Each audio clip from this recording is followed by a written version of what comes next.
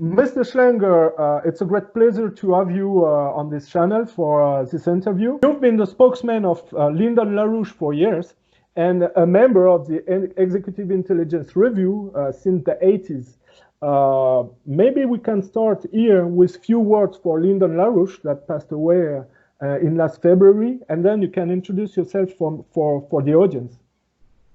Well, I consider Lyndon LaRouche to be the quintessential American statesman in the best tradition of the founding fathers of our country. I met Lynn when I was involved in the anti-war movement around in Vietnam in the early 70s. And what he kept saying to students is, okay, it's being against the war is fine. The question is, why are we in the war? What's the issue? And what's the solution? And he has always integrated a picture of international economics with strategic policy, with history. And in particular, he's known for his argument that much of the destruction of the modern world comes from the United Kingdom.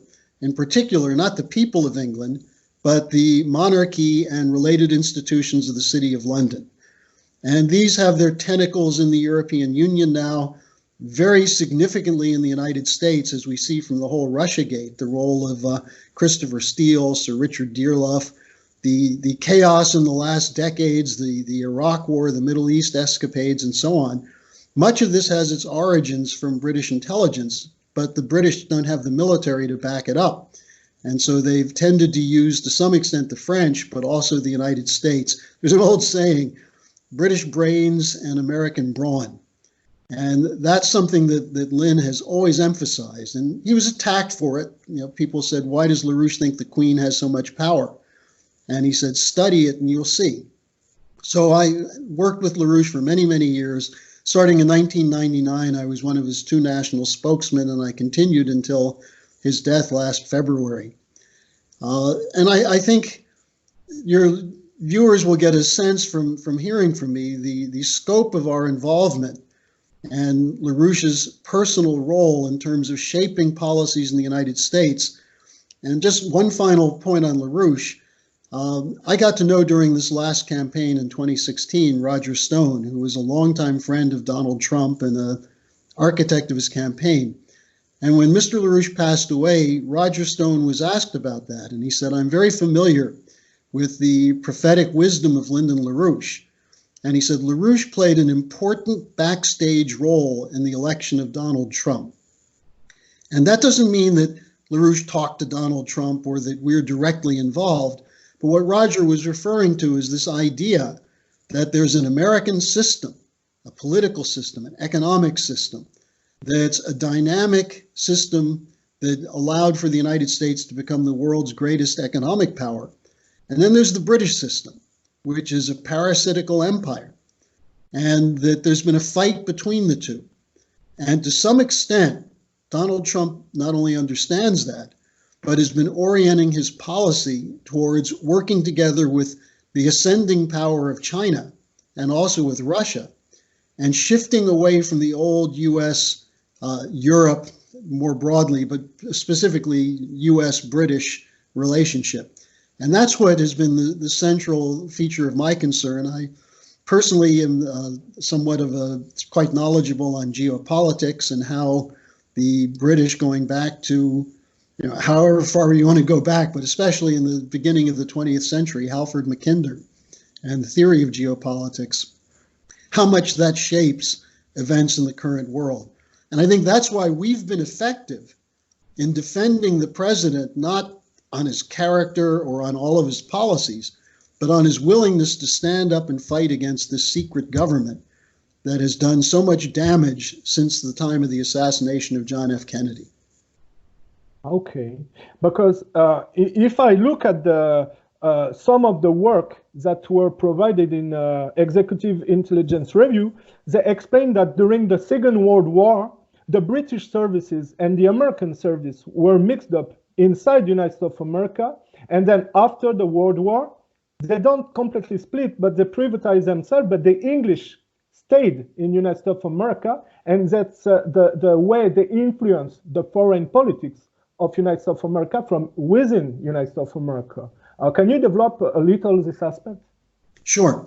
The fight in the first part of the 20th century was between the British, who wanted the United States to join them as a naval power, and those people in the United States who were more concerned with developing the United States.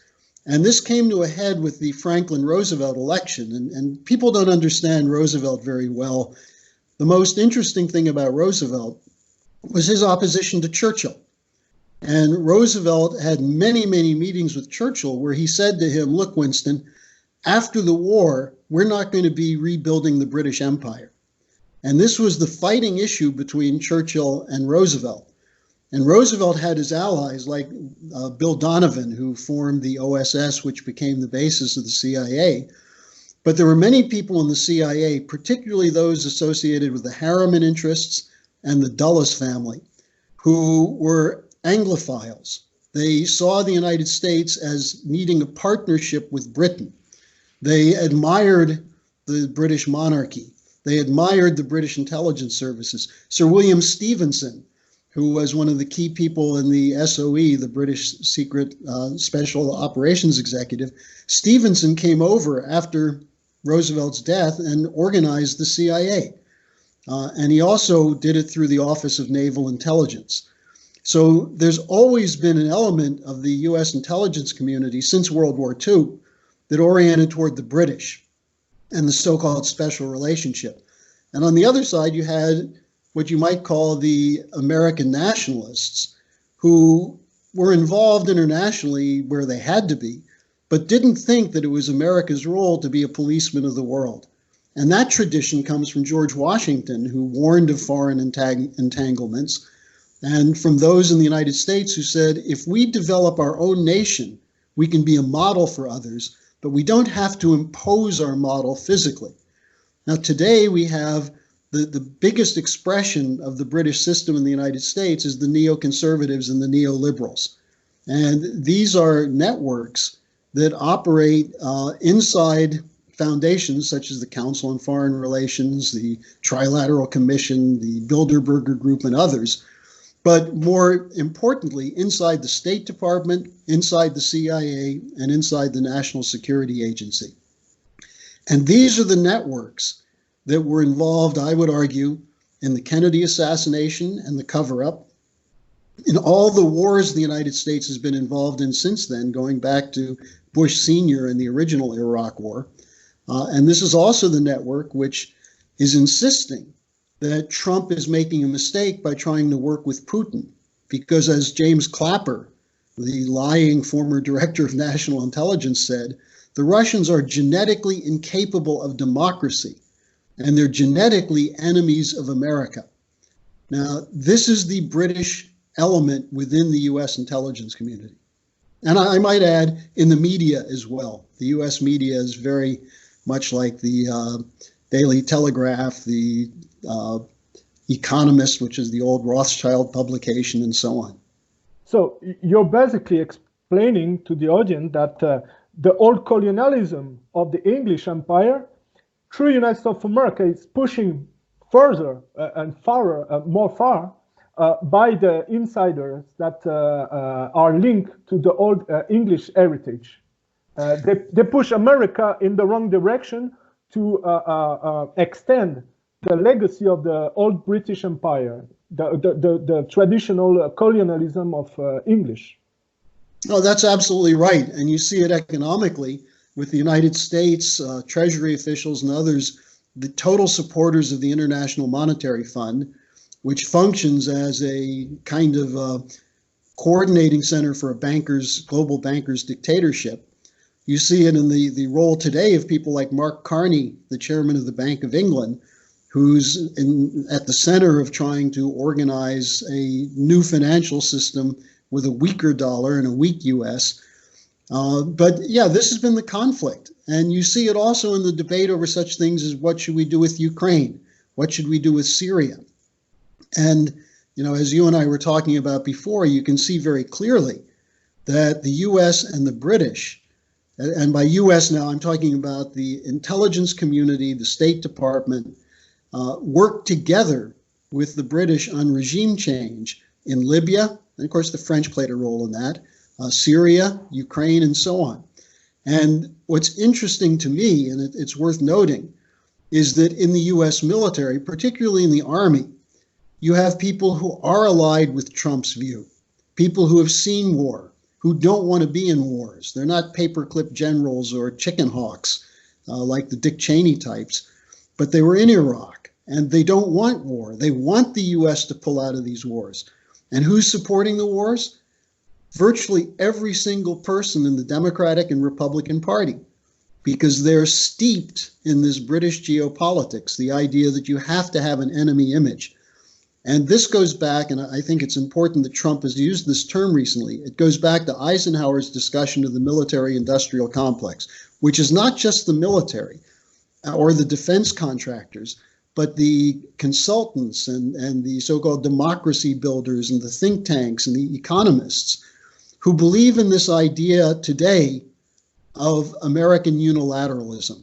This is the American version of the British Empire, the Project for a New American Century, so-called PNAC, that came at the end of the communist era, came along and said, this is the end of history.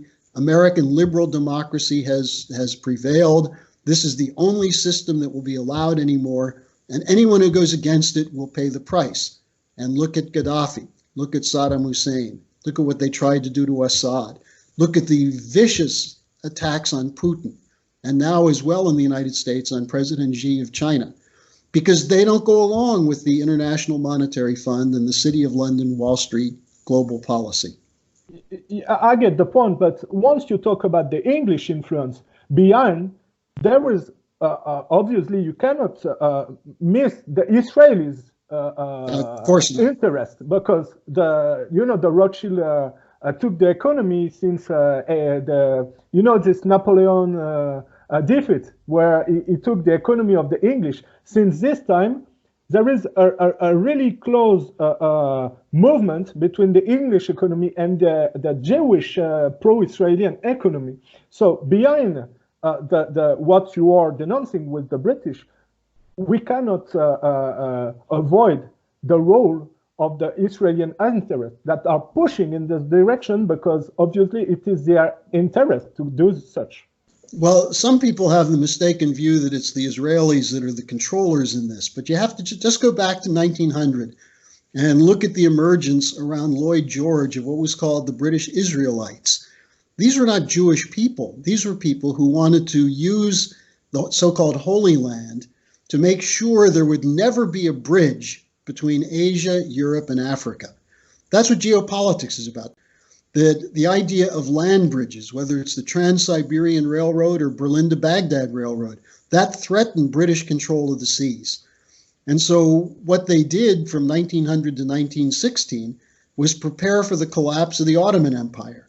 And one of the things they did was they came up with this artificial idea called Zionism, the idea that Jews want to return to the Holy Land. Now, I come from an Eastern European Jewish background. My grandparents didn't want to go to Jerusalem or Israel. They came to Brooklyn, New York. And a large number of Jews migrated from the terrible conditions in Russia and Poland with pogroms and so on to the United States. Or as Larouche once put it in a very interesting way, if a Jewish tailor in Minsk wanted to get sand up his butt, he'd go to Miami Beach instead of Tel Aviv. Now, the Balfour Declaration was the British sanctioning of creating a so-called Jewish homeland, but it wasn't possible until they rounded up the refugees from the end of World War II and shipped them to Israel and made this a cause internationally. Now, I would argue that in many cases, the Israelis have served as among the more important allies of this British Empire. And there was always a fight. Look, to go back to Eisenhower and this idea of the military-industrial complex, in 1956, the Israelis, in coordination with France and Britain, invaded Suez. They were going to knock out Nasser. And Eisenhower told the British, get the hell out, or we're going to put sanctions on you. Because he did not want a war, a confrontation between East and West over in support of Israel. It was at that point that the Israelis escalated their efforts to get nuclear technology from the French. And I would argue that the French have played a pretty dirty role as sidekicks in this Anglo-American empire. But that you're absolutely right in describing it as a new form of colonialism, where you use banker policy, conditionality policies of the International Monetary Fund, and then false flags in the form of terrorism, many of which were trained and created initially by the British and then by the CIA. So we're dealing with the legacy of a couple hundred years of British imperial policy. And unfortunately, with very few exceptions, this is what's taught as history in the United States. This is what's taught in economic policy, strategic policy. I mean, I just did a talk at a major conference on the difference between John Locke and the American Founding Fathers. The American Founding Fathers rejected Locke, and yet today you'll find everyone praising John Locke as the father of the Constitution. So there's been a brainwashing operation run by the City of London, top down through the universities, and I see the same thing in France. We had a previous discussion through mail exchange before the interview a few days ago, and you told me that you believe that with the impeachment threat and the hysteria for most of the part coming from the Democrat part and the anti-Russian rhetoric from this side, you think that Trump is facing with this the direct legacy of what Kennedy in his time previously was confronted of? Well, it's interesting because there are two precedents for Trump. One is John Kennedy. And Kennedy, of course, was heavily influenced by Eisenhower, who he met with Eisenhower and Douglas MacArthur, the two leading World War II generals, to discuss what should be done in Vietnam. And while we don't know for sure what Kennedy would have done, he was moving away, even in the 50s, from supporting colonialism. If you read some of Kennedy's speeches as a senator in the late 50s, he was attacking British colonialism in Africa. He was speaking in favor of people like Nkrumah of Ghana and even Lumumba. He was looking at the era of a freedom of Africa for the African people, the idea of sovereignty, self-sovereignty. And Kennedy took that seriously, not just in terms of colonial wars like Vietnam, but also in terms of his commitment to freeing the United States from the tyranny of the private central bank, the Federal Reserve. In June 1963, he ordered the issuing of treasury notes because the Federal Reserve wouldn't fund economic development in the United States. So Kennedy was facing these same networks that ran the Bay of Pigs, that nearly got the world blown up in the Cuban Missile Crisis. And what Kennedy did was he used back-channel discussion with Khrushchev, where he was starting to talk about how we have many things in common and we should act on that. So between his refusal to go along with British colonial plans, which was a legacy of Franklin Roosevelt, and then his moves outside of the traditional financing, and then his opposition to the CIA, I think he sealed his death warrant with that. Now, interestingly, there was a little bit of that in Ronald Reagan, and this is something that's not understood by people outside a small group of people. Reagan brought Lyndon LaRouche in 1982 to negotiate with the Soviet Union on the Strategic Defense Initiative. LaRouche was actually working with the National Security Council to meet with Russian generals and scientific figures to discuss the feasibility of joint deployment of the Strategic Defense Initiative, the anti-missile defense system, so that we could end the era of mutual and assured destruction. And this was something Reagan profoundly believed in. He talked about peace through strength, but his emphasis was on peace. And remember, Reagan was shot very early in his term. And then later in his term, he began, I think George Herbert Walker Bush began seizing all the institutions of influence in intelligence and military. And so Reagan never fulfilled that potential. And then, of course, Andropov rejected the Strategic Defense Initiative offer. Yeah, but what you're talking about is really surprising, because in the same time you're saying that Ronald Reagan, who was staging the Star Wars program, was also trying to find an issue to the Cold War? Trying to find an end to it. Yeah, an issue. Yeah. Issue. Sorry, Yeah. might be another no, but word. that's crucial, because any true patriot in America realizes that the last 60 years we've spent tens of trillions of dollars developing weapon systems that we've never used, that we hopefully will never use. How much of that should have gone into education? How much should have gone into healthcare, into infrastructure? And this was a point Trump made in his campaign. You know, I watched very closely how Trump destroyed the Republican Party in 2016. And he went after Jeb Bush as the Bush machine. Yeah, completely dismantling, right. And by destroying Jeb Bush, he destroyed all the other Republicans because they were all Bushies of one sort or another. And then he turned on Hillary with exactly the same thing, because the Clintons and the Bushes, when it comes to strategic policy, were in total lockstep. Maybe Bill was a little bit different, but Hillary was a complete supporter of what Bush and Cheney were trying to do. So Trump comes from a tradition that goes back to the idea that we should not have nuclear weapons. I'll tell you something that I'm sure most of your viewers don't know. Trump's uncle was a scientist, a very prominent physicist, who helped develop radar in the United States. And as a child, Trump used to sit with him while he talked about the fact that nuclear weapons must never, ever be used. And if you think about what was the most important meeting Trump had with Putin, what did they discuss in Helsinki? Well, all the media focused on Trump making a joke of telling Putin, don't interfere in our elections anymore, which, you know, I think Trump knows that Putin didn't do that. But what was the main discussion? We must not have a new arms race. That's what they talked about. That's why Trump keeps saying he wants to be friends with Russia, friends with China, do business with them. Let other countries be sovereign also. You know, he's ridiculed as an American firster, but he said at the United Nations General Assembly last September what he means by that. Every nation should be sovereign. Even, look what he did to make this deal with Erdogan and Putin on Syria. He said Syria should control its own territory. Now, he's still dealing with people in the intelligence community that want to keep American troops there forever. And that's the fight. And that's why there's so much opposition to Trump, because he's breaking with the paradigm, the post-Cold War paradigm of the Project for the New American Century, American unilateralism, the Bush, the Clinton, the political consensus in Washington. He's breaking with it, and they're trying to bring him down because of that. It's my own version, but I always believe that the anti-communism rhetoric of the 60s has been completely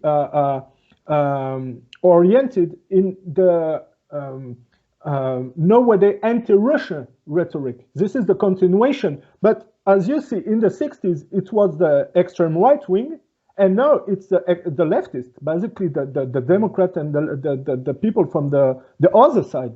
How can it be that the American different governments pass from extreme right to the other side and have the same rhetoric, anti-communism and then anti-Russia? Well, Boris, look, this is such hypocrisy. I look at my own political development during the 60s, where as a Democrat, I was very much opposed to the McCarthyite tendencies, the anti-communist excuse for war, but also opposition to the intelligence community, especially the FBI.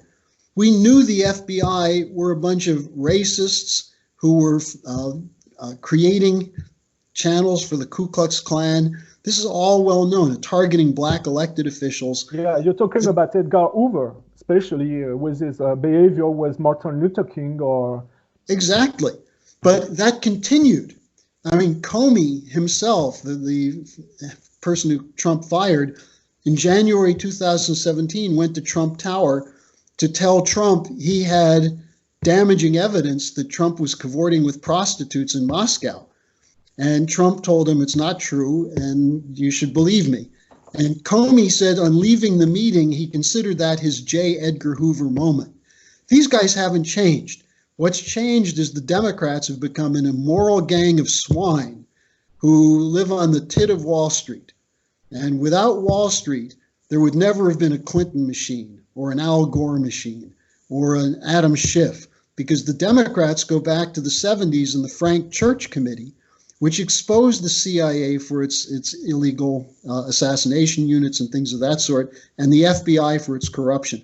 Today, those Democrats are wrapping themselves around Brennan, who's a killer, Clapper, who's a liar, the whole network, making Vindman the latest hero from Ukraine. Yeah, but obviously, at your age, when you look at the what we see in the media every day, don't you think it's just insanity, and this is immature stuff that are always staging on the screen? Because if you look at the behavior of the Democrat with the Ukraine gate, and they're blaming Trump for the Biden's problem. I mean, it's worse, Boris. It's worse than that. Trump is trying to work with Zelensky to solve the problem in eastern Ukraine with Putin. And Zelensky and Putin are talking. And the Democrats, by what they're doing, are weakening Zelensky in favor of the neo-Nazis and the militia units in Ukraine. So, when I look at it, it is hard to believe, but I look at it from the standpoint of Orwell's 1984. What was the issue there? Rewriting history, changing history. So now Putin, who initially was seen as someone who was fighting to defend Russia from the predators that were brought in by Yeltsin in the post-communist era, Putin is now the gangster, the high-level KGB operative. I mean, he wasn't that high level. He was stationed in Dresden in a minor office while he was with the KGB. But what Putin represents is exactly what Trump sees, the need for leaders who fight for their people. And what Trump said is, look, where we have common interests, we can talk. Where we disagree, we can talk.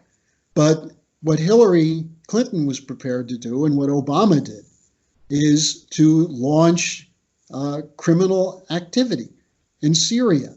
One of the key people, actually, there are two people who Trump had appointed who were targeted because of what they knew. And this actually reflects back on what happened in the Kennedy era. But you had Paul Manafort, who understood the situation in Ukraine. And they framed him up with a phony issue of a black ledger that claimed he was getting all this illegal money. And this is part of the Ukraine Gate story. The other one was Lieutenant General Michael Flynn. When he was the head of the Defense Intelligence Agency, he compiled a report of CIA and other operatives of the US government smuggling arms to the jihadists in Syria. And for that, he was fired by Obama. So when he came to Trump, this was their worst nightmare. They were going to have Manafort, who understood the role of Biden and others in destroying Ukraine, and they would have had Flynn, who knew the role of the United States in supporting the terrorists. So what do? They get Mueller to target Flynn and Manafort, frame them up, FBI sting operations, working together with the British, the Ukrainians, the Australians, and the Italians, and get them out. And then they figured they could beat down Trump and get him to submit. They actually figured that Trump wouldn't win the election in the first place. So we're dealing with these criminal enterprises inside the intelligence community that have this inherent belief that we must have conflict in the world. This is why I bring up Orwell. And as you pointed out, Kennedy was prepared to break with that, and he paid a price. But obviously, when you look at what took place in Bolivia with Evo Morales recently, will you say that because you can see in South America with the death of Hugo Chavez and what happened to Evo Morales, this is the direct behavior of the old CIA operation, like Allen Dulles did in his time, and Kennedy tried to replace this. Will you say that Trump is clear concerning this foreign policy, or will you say that Trump is not so clear with the continuation of this? Because sometimes it seems that Trump is playing a strange game. He seems to applaud some of the events that took place, and which is a bit contradictory from his promises. He has been elected. He promises not to overthrow other regime over the world and to focus on his own economy. But when you see the coup d'etat that took place in South America, it seems that nothing has changed, in fact. Well, without meaning this as an apology for Trump, I want to point out that he doesn't have his own people in place. We see that in terms of this parade of diplomats from the Ukraine hearings. William Taylor, George Kent, Fiona Hill. These are anti-Trump people who are still in positions of power. Now, here's what I would argue. Because of Russiagate, he's been on the defensive since the day he entered office.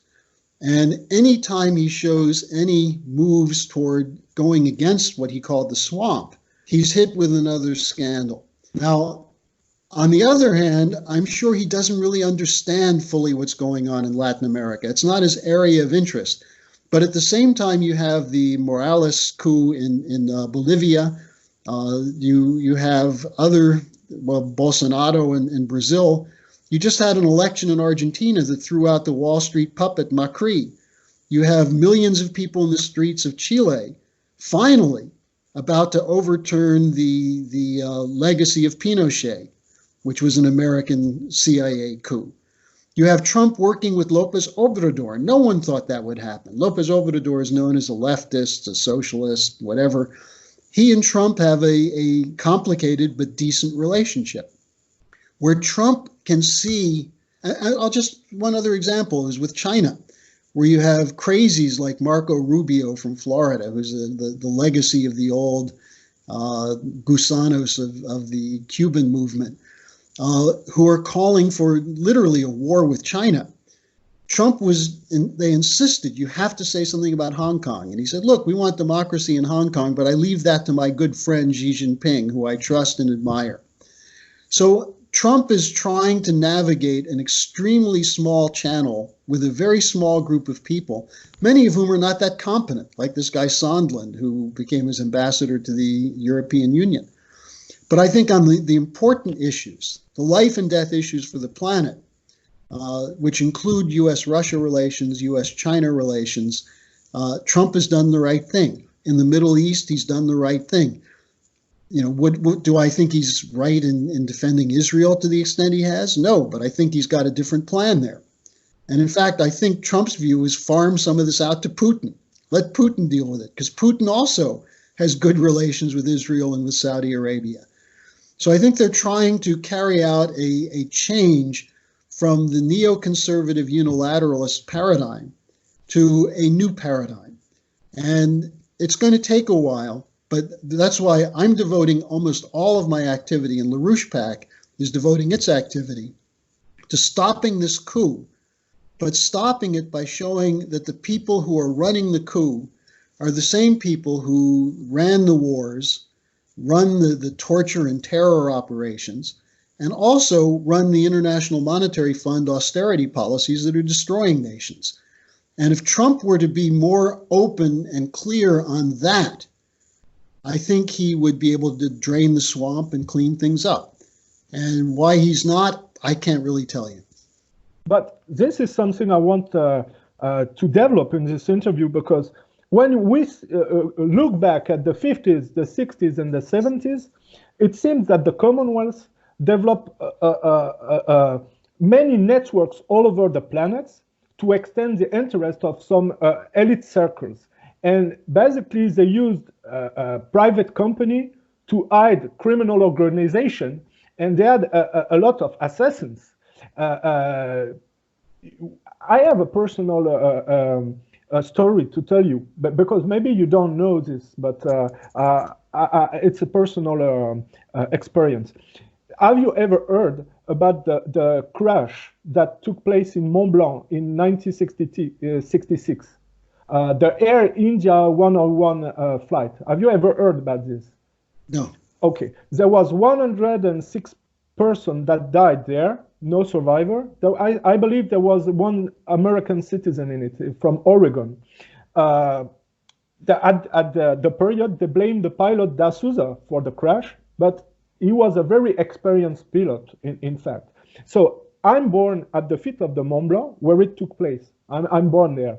I have a friend who went into the mountain and find pieces of the plane, and he showed me pictures. There was not only the civilian plane there, but also a military aircraft from Italian and NATO on the same area. And on the some pieces there were inscribed U.S. Air Force in it. And he showed me some evidence of an explosion of the civilian plane fuselage. Many people believe it wasn't a crash accident, but an international destruction from NATO, because in the plane was the father of the nuclear program of India. I don't pronounce his name because it's very difficult to speak in India. And he was going to Switzerland to make a peace speech publicly about the program. He wanted to use the program, the nuclear program, for peace, not for military. And the Prime Minister of India died few months before in strange circumstances. I see in this kind of tragedy the end of those networks of the Commonwealth who were at this time assassinated. People like Enrico Mattei, they tried with de Gaulle. They were assassinating all the people who were against their interests. So I believe, if we talk about this, that those networks has increased since this period in the world, and it's very difficult to stop this process, in fact. What is your vision about the fact that this Octopussy is a very huge monster, unseen huge monsters? Well, you're absolutely right, and you're talking about things that are extremely important.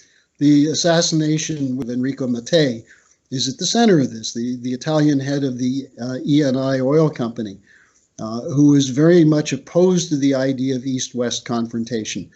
I'll give you some other examples. When the Berlin Wall came down, the head of Deutsche Bank at the time was a man named Alfred Herrhausen. And Herrhausen was saying we should not use shock therapy against Russia and Eastern Europe. We should help them build up their industries. They have a skilled workforce. They just had a crappy system. Let's help them modernize it so we can integrate them into the Western system. Herrhausen was assassinated by a non-existent terror unit called the Third Generation Baader-Meinhof.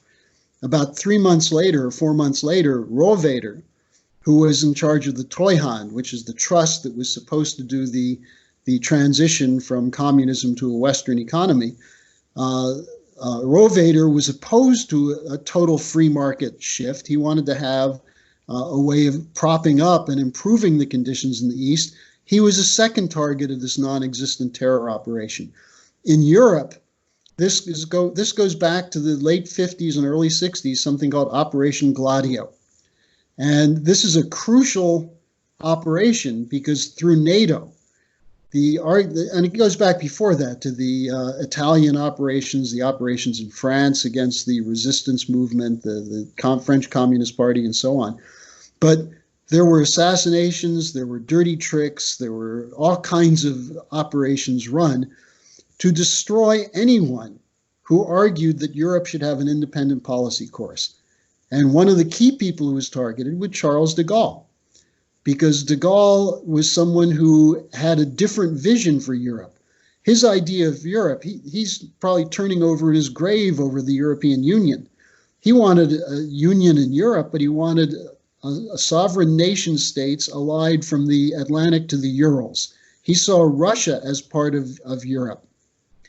And instead, you had the geopolitical confrontation between East and West. And so, I don't know, there were a dozen assassination attempts against de Gaulle, many of them run by the CIA probably out of their Rome office, with networks that incorporated French fascists and the remnants of the old Nazi regime that was rescued by Allen Dulles, who was the head of the CIA until Kennedy fired him after the Bay of Pigs. Now, if you look at Allen Dulles' role in this, you begin to get at the unelected control networks that were a part of American intelligence, British intelligence, and co-opted people from France, Italy, and Germany.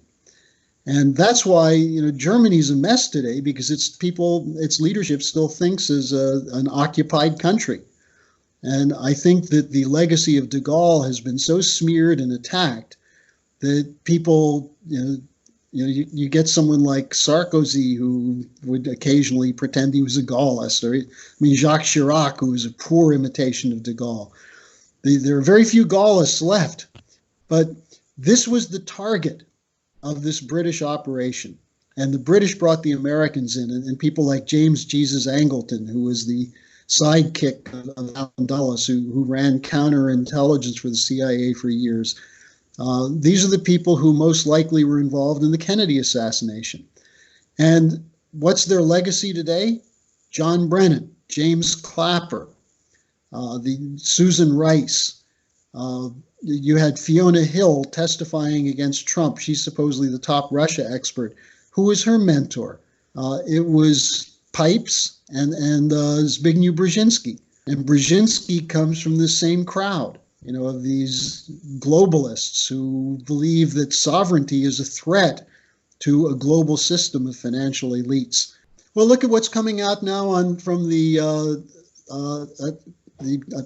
chemical warfare investigation in Syria, the fact that this was a fraud. The Skripal case in London, another fraud. The idea that the Russians shot down the jetliner over Ukraine.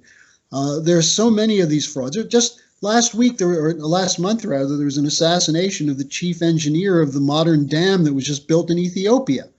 So, people who represent this tradition, and you mentioned India, look at the Gandhi family, what was done to Indira Gandhi and then Rajiv Gandhi.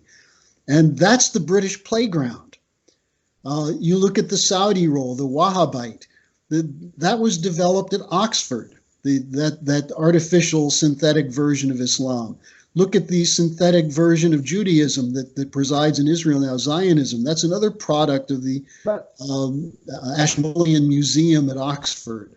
If you look at the transformation of those networks with time, they adapt themselves with the historical process. They were anti-communism at the period of Kennedy, but once USSR failed, they transformed into a group that financed the failed jihadists to destroy, stage this war on terrorism, financing terrorism to justify their interventionism. No, you're absolutely right. And look, they had to evolve to some extent, because after communism fell, what was the purpose of NATO? Well, all of a sudden, the purpose of NATO is to protect the Ukrainian people, except the people who were doing that destroyed Ukraine. If you look at Ukraine in 1991, it had the 10th largest GDP per capita in the world. Today, Ukraine is 42nd out of 42nd European countries in per capita GDP. Why? The International Monetary Fund and then the Maidan coup in February 2014. The people who were out there complaining that Trump is threatening to bully Ukraine and attack Ukraine and blackmail Ukraine, they're the ones who destroyed Ukraine. Now, did the media report any of it? No, not at all. Oh, you're completely right on this. If I look at the coup d'etat that took place in Ukraine recently, on our modern era, the media version is completely insane, because I know, because I studied it, that the CIA came with a large amount of money. $5 billion is what Victoria Nuland admitted, the Undersecretary of State who was there. It was the period of Obama, Ashton, Clinton, Biden, all of with among Soros. And don't forget George Soros.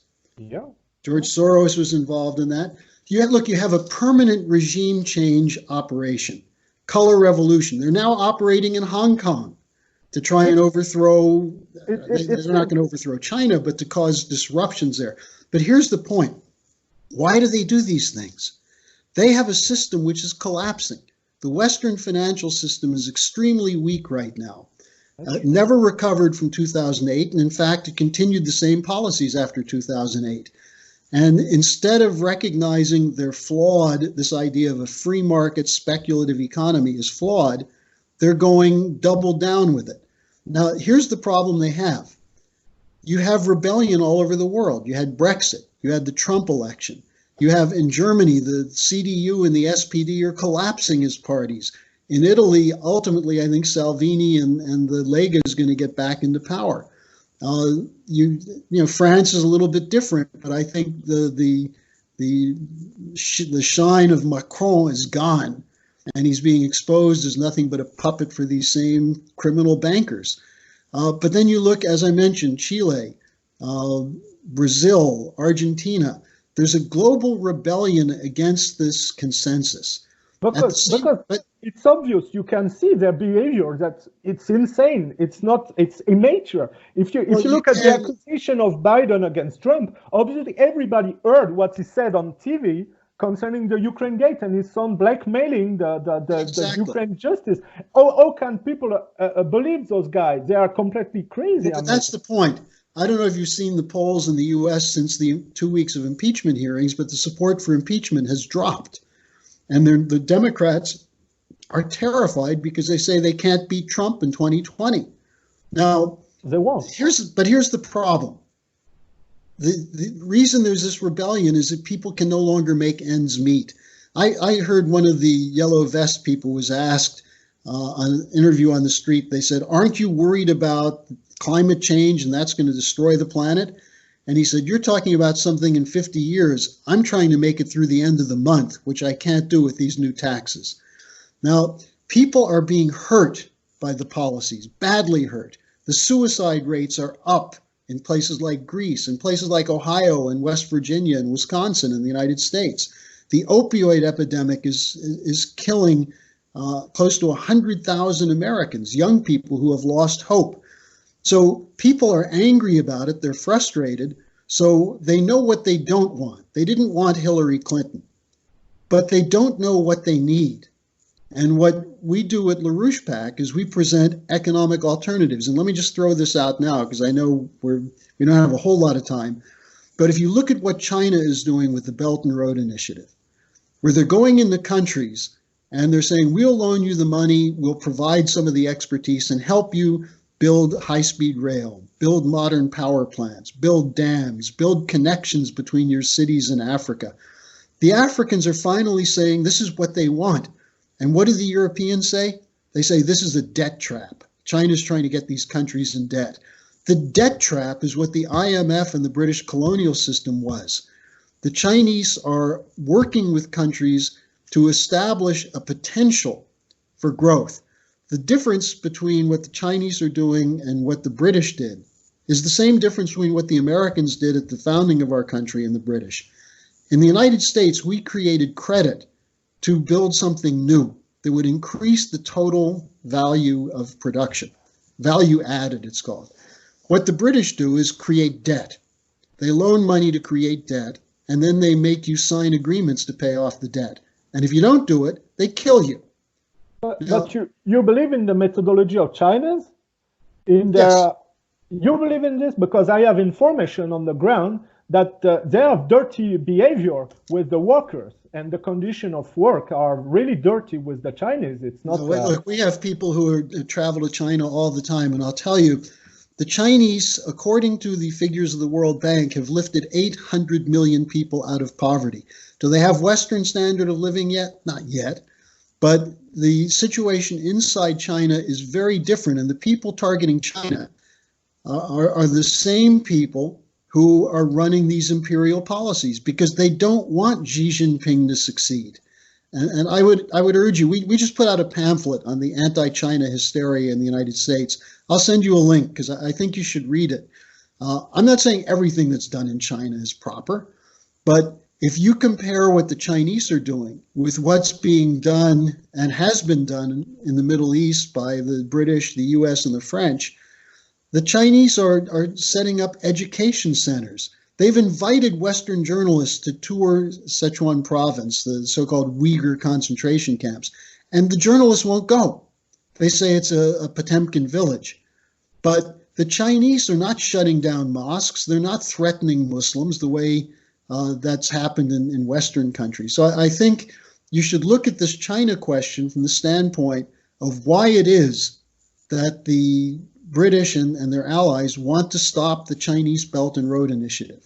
I understand your point of view, but I perceive the Chinese as a subversion of what we are criticizing. I'm not that confident in the. Well, I'll send you our report. You can take a look at it.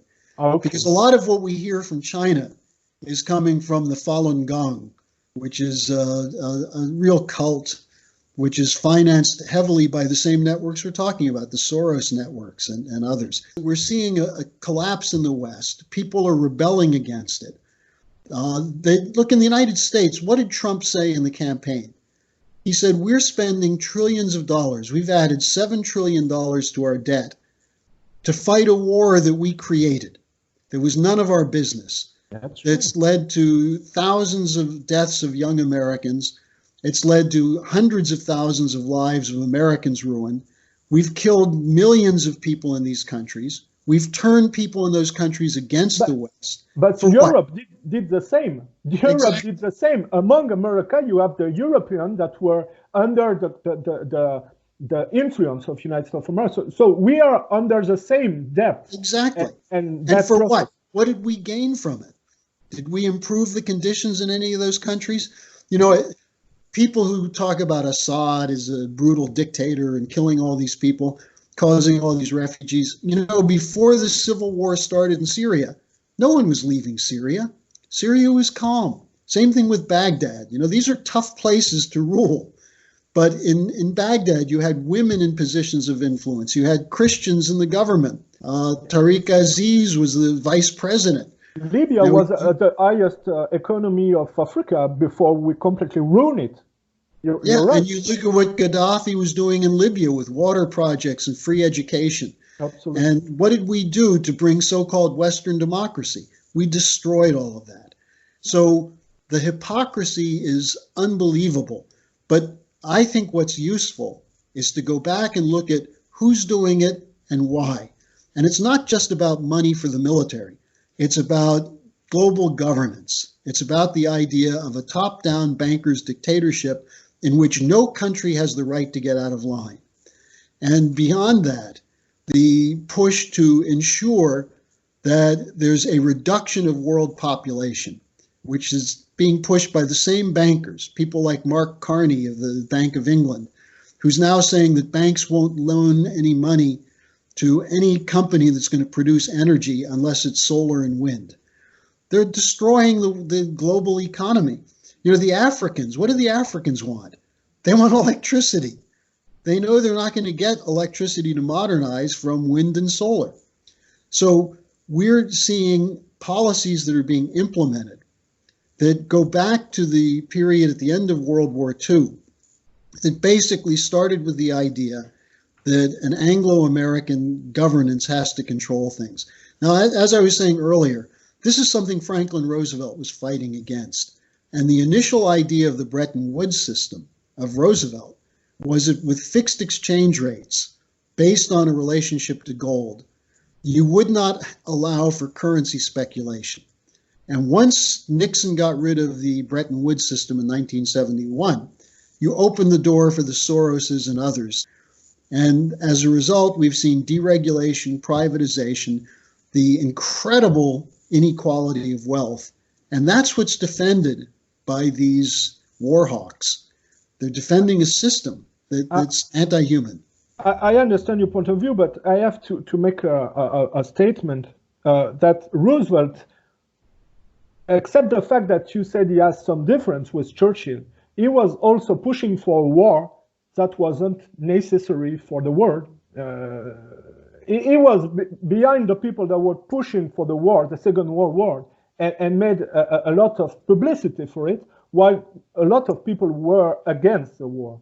So I agree. I don't know when you're talking about. Look, Roosevelt, I think World War II was a necessary fight once it happened. The people who were the criminals in World War II are people like the Bush networks and the Harriman networks who funded the Nazis, working together with Montague Norman, the head of the Bank of England. The British wanted Hitler in power because they wanted Germany fighting Russia.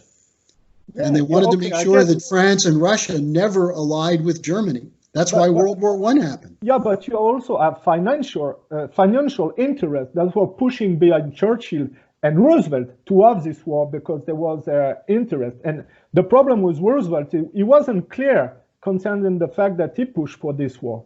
Well, it wasn't. Well, I think you have to.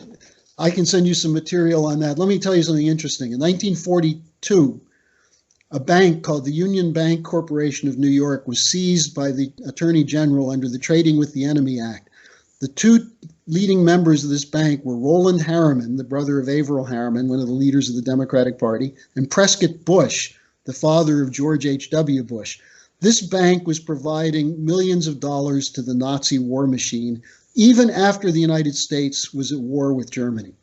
So there were Americans who played a role in putting the Nazis in power, and they wanted them in power. But Roosevelt was not one of them.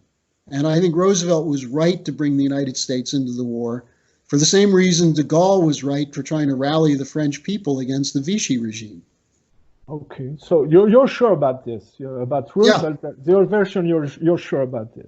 Now, yeah, I'm sure about it. I mean, Roosevelt's economic policies came from Alexander Hamilton, who was the founding father, who was opposed to the idea of private central banks and instead wanted government banks so there would be credit available for investment in physical production.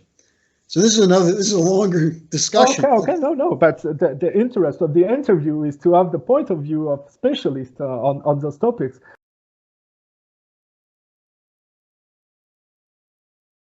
I want to develop the methodology of the Ukraine Gate to expose the similarity with the way they killed Kennedy. Sure, that's exactly what I just did that, in fact, on a radio show in Washington, D.C. a couple of days ago.